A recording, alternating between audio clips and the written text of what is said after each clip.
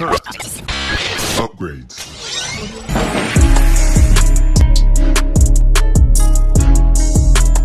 Welcome back, ladies and gentlemen, to another JVS movie review. Today, we're bringing you a review of a film from Peacock that I was pleasantly surprised by. Granted, it's still not that good of a film, but definitely a nice type of family holiday film. And this one is called Genie, and it stars Melissa McCarthy, Paapa, Essiedu, and is directed by Sam Boyd. And here's a quick synopsis.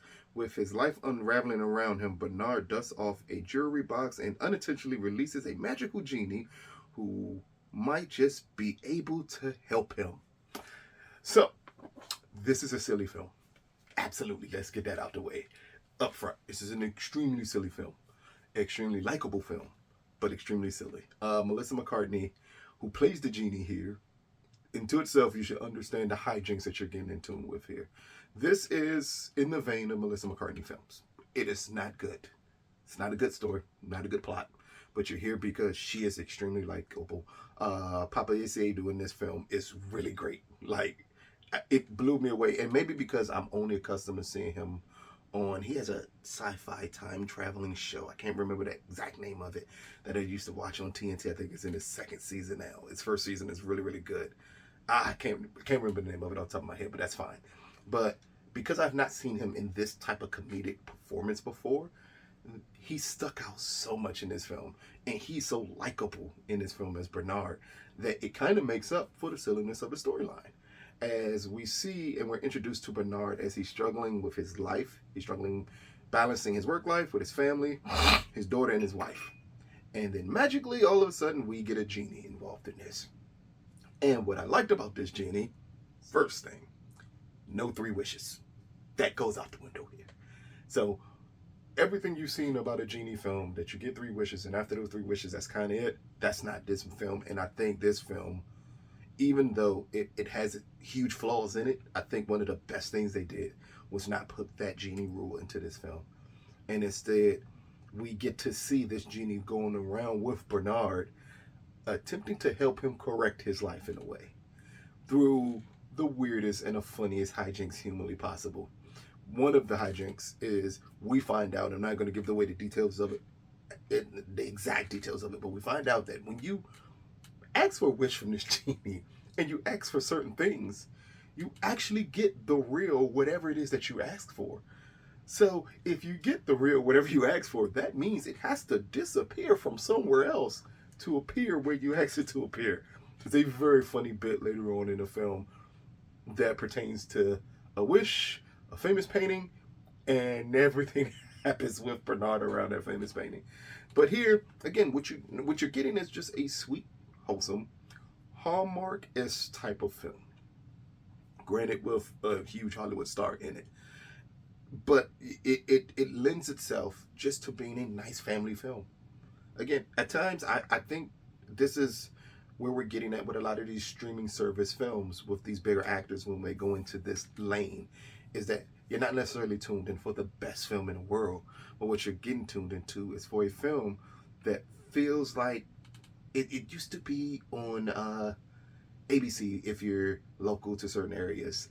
They used to have family night on Sunday nights at like 7 o'clock, and they used to show family films, and they would produce family films for that market, for that time period, for the families to tune into. It feels like, especially right now with a lot of these streaming services, that they're taking that idea, adding a huge star to it, and putting it on a streaming service. And it's a way to hook an audience in. This is a holiday film. This is a perfect family holiday film. It clearly has its flaws, but it has an amazing meaning behind everything, and that meaning alone can help push the story forward.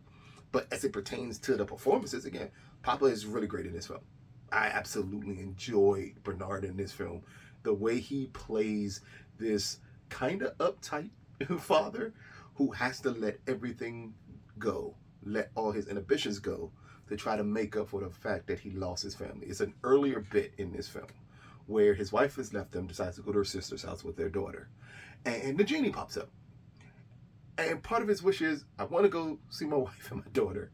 And they magically pop up at her sister's place.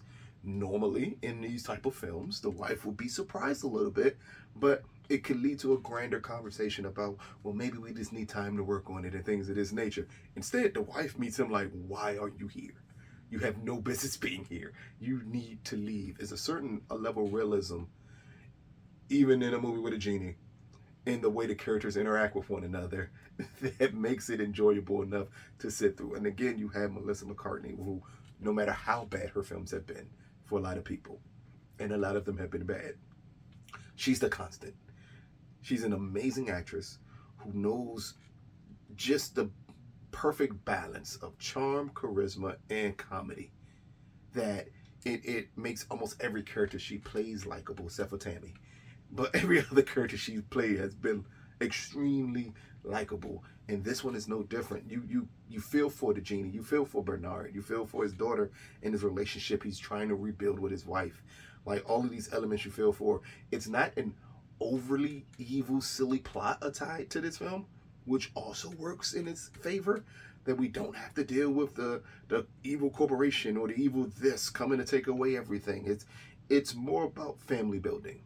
It's more about Bernard accepting that maybe the Genie isn't even the answer to all his problems. Maybe it's just him, and maybe he needs to correct the way he approaches his family, his work, and understand what's the most important thing to him. It's a beautiful message in this film. Again, it's as silly as humanly possible. That's the best way I can put it. It's not going to be something that you're going to sit down and say, this movie is great, but it's going to be something I think you can sit down as a family and thoroughly enjoy.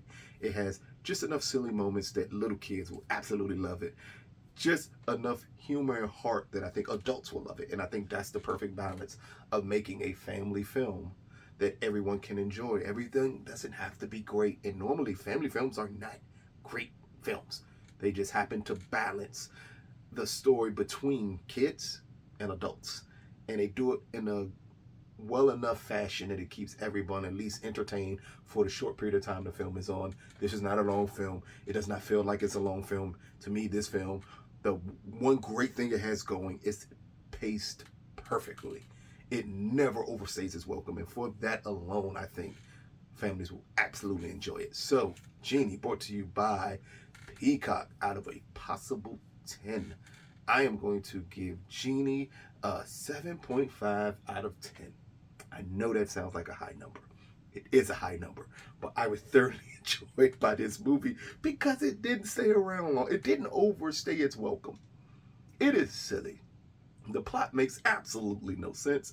The performances are absolutely great, and I think that really helps. The pacing and the characters are great, and it kind of helps you overlook just how silly everything else is around it. And it has just enough moments where you can't really feel like you're laughing out loud at some of the hijinks that go on between Bernard and the Genie, that I think it makes up for everything. So check it out. It is currently available on Peacock. Let us know what you think. This has been another JVS movie review. Peace, people.